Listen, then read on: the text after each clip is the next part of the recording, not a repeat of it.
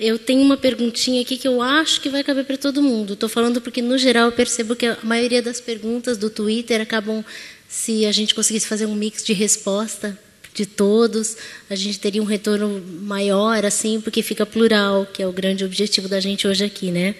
É do Moisés Carvalho. Ele pergunta como iniciar financeiramente um projeto de tecnologia social. Que passos vocês indicariam para ter sustentabilidade imediata no projeto?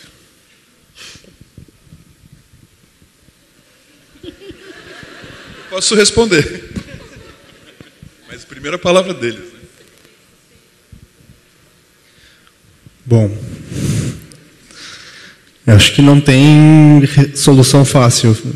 Não tem, né, nada pronto. Acho que cada caso é um caso. Hoje tem muitas ferramentas à disposição. O Festival de Ideias que está acontecendo aqui pelas manhãs, amanhã tem o segundo dia, é uma alternativa. E eventos semelhantes também, né? O Festival de Ideias, para quem não sabe, é um evento de cocriação, onde as melhores ideias recebem o aporte de alguns recursos para viabilizar os projetos. Agora, alternativas hoje tem muitas, né? Tem o próprio Catarse, que eu falei aqui, tem outras plataformas além do Catarse, né? Tem o crowdfunding offline, que é o mais antigo, né? Que é pedir dinheiro para os amigos, para a família, né? E o mais importante, eu acho, num primeiro momento, não é se preocupar com a grana, mas sim com a ideia. Como é que essa ideia está estruturada, né? Qual é a estratégia de engajamento dessa ideia que vai se tornar um projeto? Né? Como é que as pessoas vão aderir àquilo e por que elas vão aderir? Né? As motivações podem ser as mais diversas.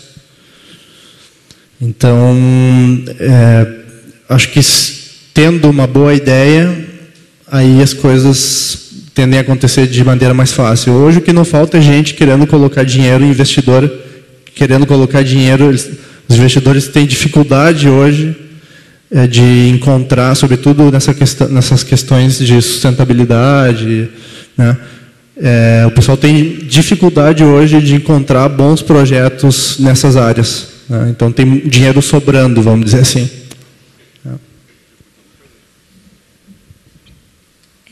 Eu sempre comento que o Liga das Florestas, por exemplo, o investimento inicial foi nada, porque a gente já tinha um programador, a gente já tinha concebido a ideia junto. Então, financeiramente, não foi um grande investimento. Por isso que eu falo que as organizações, o maior riqueza, a maior budget, o maior orçamento que pode ter é investir em pessoas, você ter a pessoa certa para começar a fazer seu projeto. Depois ele pode pegar uma amplitude maior, enfim, que aí vai precisar de um investimento maior. Mas nesse meio tempo, no desenvolvimento do projeto, talvez se você tiver esse expertise ou tiver alguém que você conheça que tem, eu acho que o financiamento vem com o tempo. Então, eu acho que é a minha dica para começar alguma coisa.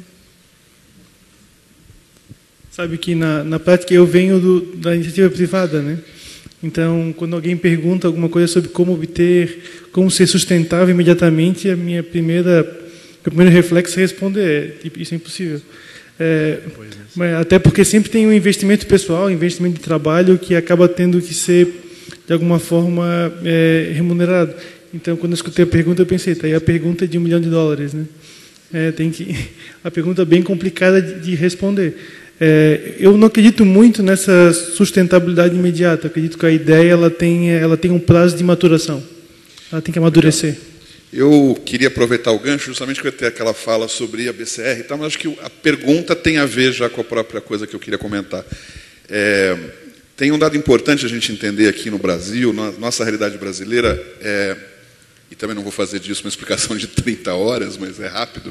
É só dizer que há 20, 30 anos atrás, a gente tinha uma boa ideia e a gente ia atrás de um dinheirão para essa ideia. Então, de repente, esse dinheirão poderia vir de uma fundação holandesa ou de um recurso de uma empresa que financiasse, patrocinasse, né?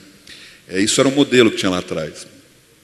Em outros países no mundo, quando alguém tinha uma boa ideia social, o que eles faziam era fazer um dinheirinho junto, pequeno, entre eles lá. Faziam tudo meio que voluntário inicialmente, e aí vendiam uns biscoitos para arrecadar. Então, nesse sentido, é sustentável. Se a gente pensa uma ideia que custa $300 mil, é insustentável ir atrás desse dinheiro. Mas se eu penso numa ideia que vai começar custo zero, que daqui a um mês eu vou precisar de R$500, que daqui a 3 anos vai valer $300 mil, ela é sustentável até pelo seu crescimento orgânico, né?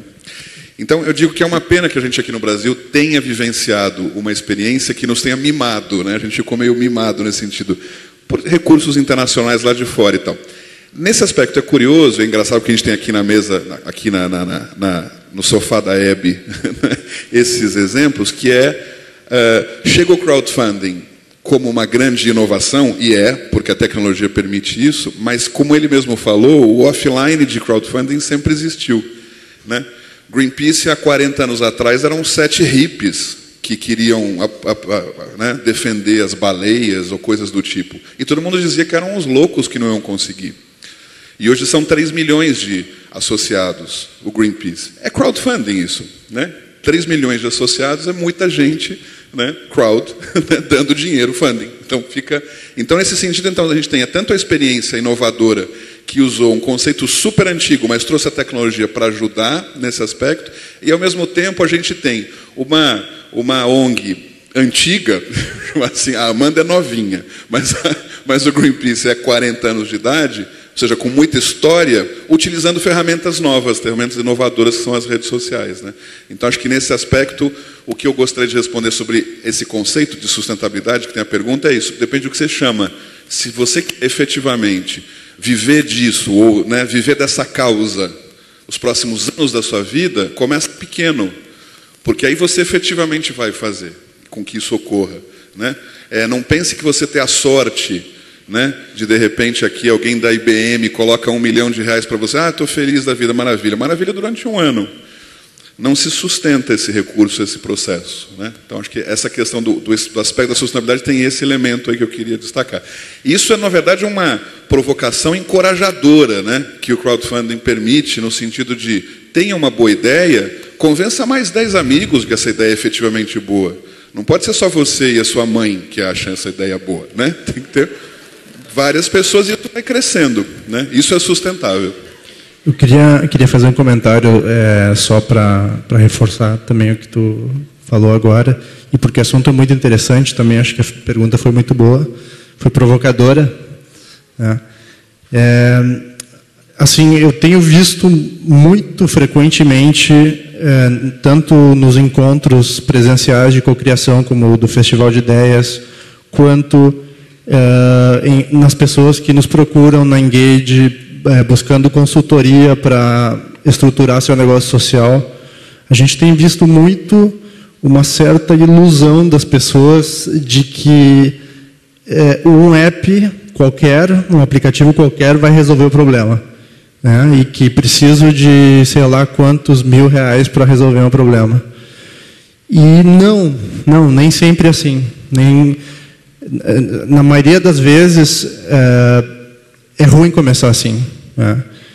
E aí, reforçando o que ele colocou, uma coisa que fundamenta muito isso é a própria metodologia do Vale do Silício, das empresas do Vale do Silício, a metodologia Lean Startup. O que diz essa metodologia da startup enxuta? Diz, começa pequeno, começa com o mínimo, se tu puder não gastar nada, não gasta nada, né? Mas testa a tua hipótese. Se tu tem uma ideia, testa ela de alguma forma para ver se ela faz sentido, porque às vezes ela pode fazer sentido para ti, mas na prática ela não faz, né? Ainda mais quando envolve outras pessoas e uma série de variáveis que tu não consegue controlar.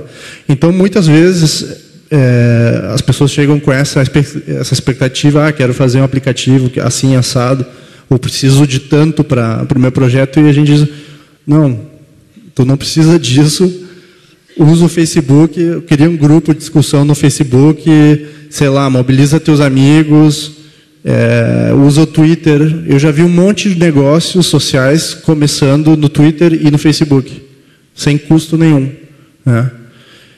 E, assim, se a tua ideia estiver errada, a tua premissa estiver errada, que bom que tu te deu conta logo, né? E é isso que diz a metodologia, isso não é a gente que bolou. Isso é a metodologia da startup enxuta, né? Se for para falhar, né, na tua ideia, falha logo, então, que daí tu vai ter investido menos dinheiro, menos tempo, menos energia naquele projeto, né? Era isso. Então, eu não tenho mais perguntas, mas eu tenho um convite para deixar para o pessoal. O primeiro é para pessoal, mandem perguntas ou comentários. Como eu falei antes, de repente alguém tem um projeto parecido que a gente não ouviu falar até agora, e daí você não precisa mais criar aplicativo nenhum para fazer dar certo. Tem um monte de gente aqui interessada. É só mandar com a hashtag SocialGoodBR que a gente vai replicar, retweetar, vai responder. E o outro convite é que a Amanda participou de um Hangout on Air do Google Plus, do Social Good, e já está disponível o conteúdo da conversa dela, falando sobre a impressão do evento e o projeto Liga das Florestas. Está no youtube.com/socialgoodbrasil. Eu aproveito para convidar vocês para visitarem, conhecerem, assinarem o canal. Vocês vão gostar. Todas as palestras de hoje vão estar disponíveis no canal. Normalmente elas estão disponibilizadas 1 hora depois. Então, quem perdeu alguma ou quer rever, pode aproveitar e olhar lá.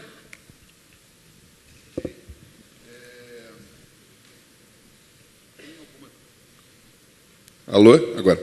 Tem algumas perguntas aqui para o Hernan, que eu já deixei com ele, vou deixar, mas eu queria antes ter uma pergunta para o Leandro, comentando, para que você falar um pouco sobre a importância da boa prestação de contas para os investidores em projetos sociais. Na realidade, isso é bem importante, é isso que te permite, no nosso caso, né, tipo, semestre após semestre, continuar realizando esse tipo de trabalho, né? Então, depois de pegar, executar um projeto, realizar os investimentos, contar com o apoio de empresa, parceiro, com a própria sociedade, nada mais justo do que usar a internet, usar Facebook, usar o site de um projeto para prestar conta de tudo que foi realizado em determinado tipo de projeto. No nosso caso, a gente está há 8 anos fazendo isso, então algumas empresas, até por esse compromisso com o uso de recurso, a gente tem um outro compromisso que a gente não repassa recurso financeiro, a gente converte isso em produto e repassa os próprios produtos, o produto fim. E a gente presta conta de todos os projetos com as empresas apoiadoras. Isso é bem importante. Tá, legal. E, Amanda, eu acho que todo mundo conhece o Greenpeace, né? Eu acho que eu particularmente sempre considero também como um benchmark, né? Eu tento imitar, copiar muito eles em muitas coisas, né? Então acho que é uma oportunidade de a gente poder sugar coisas deles agora e copiar algumas. Então, eu queria que você pudesse falar um pouco nesse sentido, né? Se a gente falou um pouco sobre a questão de você buscar novos signatários, né? Novos pessoas que possam justamente divulgar mais. Mas tem um aspecto que também sempre eu recomendo e falo para acompanharem o Greenpeace no sentido não só da ativação de novos, mas também de você justamente mantê-los, né? Ou seja, como é que é a manutenção desses apoiadores, esses caras que doam dinheiro regularmente, mês a mês, que estão lá juntos. Quais são as estratégias do Greenpeace para fazer essa manutenção? E se existe uma específica digital ou ela entra num pacote também? Se ela é online somente? Conta um pouco disso. Eu acho que, na verdade, quando uma pessoa vira colaboradora do Greenpeace, eu acho que, primeiro, ela espera ver o Greenpeace ativo. Eu acho que você não dá dinheiro para nenhuma organização e tá bom, não quero saber mais nada. O Greenpeace realmente ele investe seu dinheiro nas campanhas, em pesquisar mais, saber mais sobre os assuntos dos programas que ele trata, seja floresta, seja energia renovável. E a gente sempre leva essa informação para o colaborador.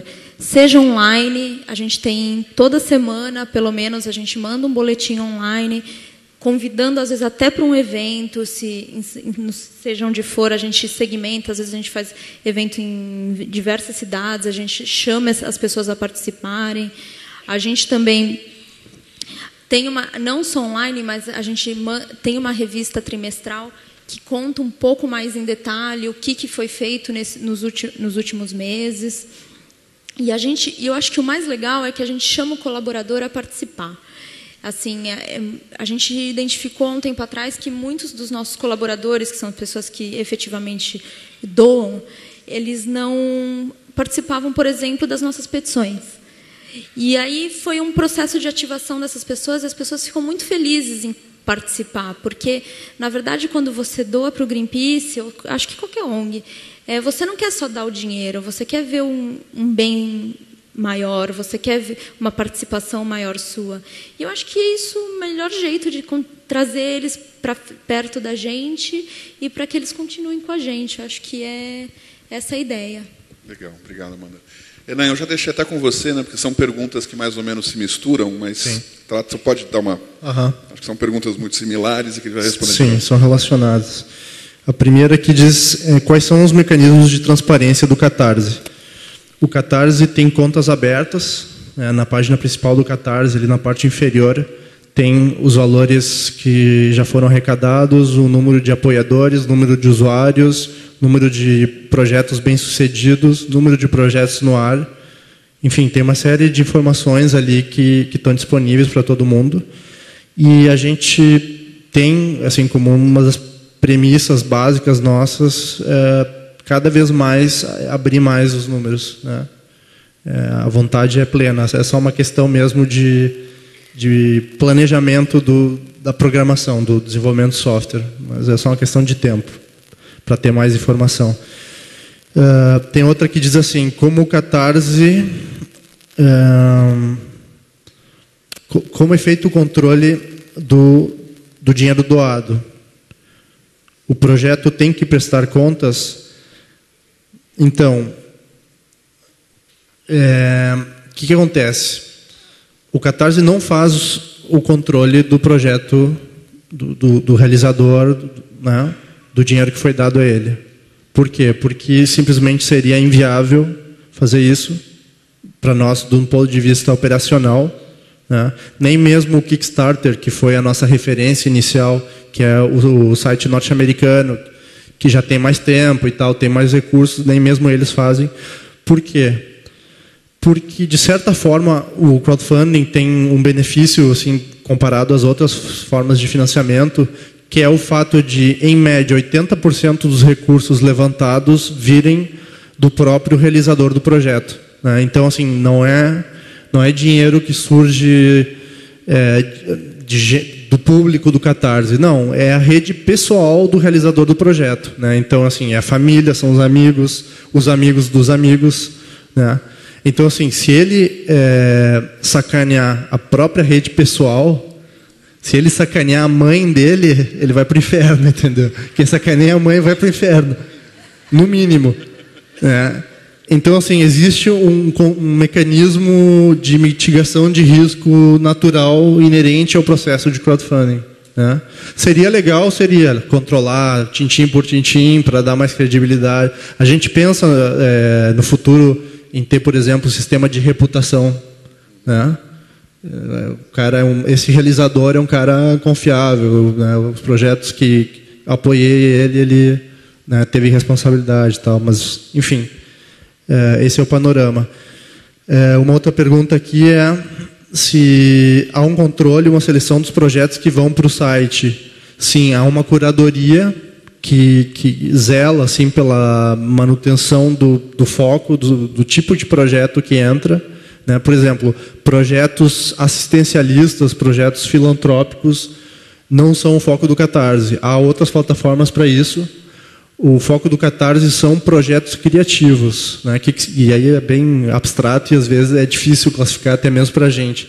Mas assim, projetos criativos de forma geral são projetos que têm uma criação, né? Que se cria algo naquele projeto e há uma devolutiva disso para a sociedade ou para um grupo em específico de interesse, né?